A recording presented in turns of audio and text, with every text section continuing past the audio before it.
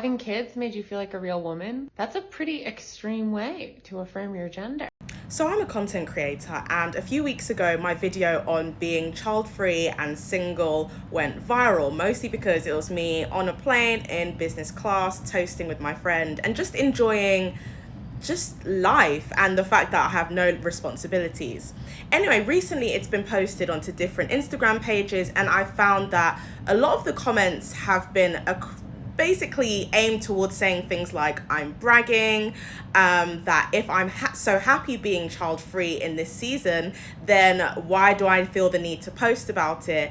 And number three, a lot of people are just saying that I'll be childless, lonely, and die alone. Now, I wanted to talk about, number one, this whole bragging thing. Let's actually look at what bragging means.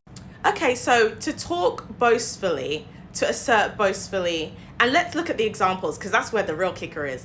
Always bragging about his success, bragged that she was the fastest runner on her team. Oh, I think that bragging thing is very much a telltale sign that I'm living something and I'm experiencing something that they kind of want and don't have.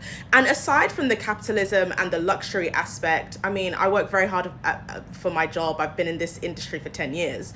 But aside from that, if you look at the examples of bragging about your success and bragging about being the fastest runner on the team, those are things that people covet, that people want, and certain people don't have. And I think a lot of this child-free discussion when it comes to, oh, you're bragging, is inferring that you want something that some child-free people do have.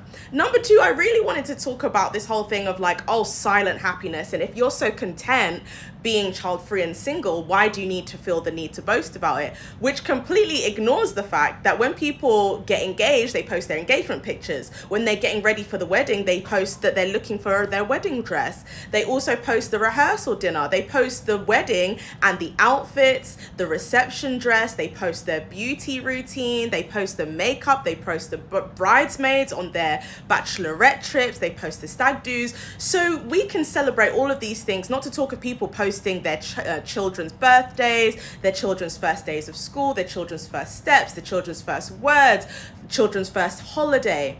They can post all of these nuggets and moments of happiness, but when single people and child-free people do it, it's kind of like, be quiet. And it's so interesting because it means that certain types of life choices are to be celebrated and certain types of life choices aren't to be celebrated, and they're not to be talked about, they're not to be posted about, because if you're so happy about it, you should be quiet. It's giving hush hush, and it's, if I'm honest, it's giving a little bit of resentment, but you know, I'll leave that for y'all to discuss.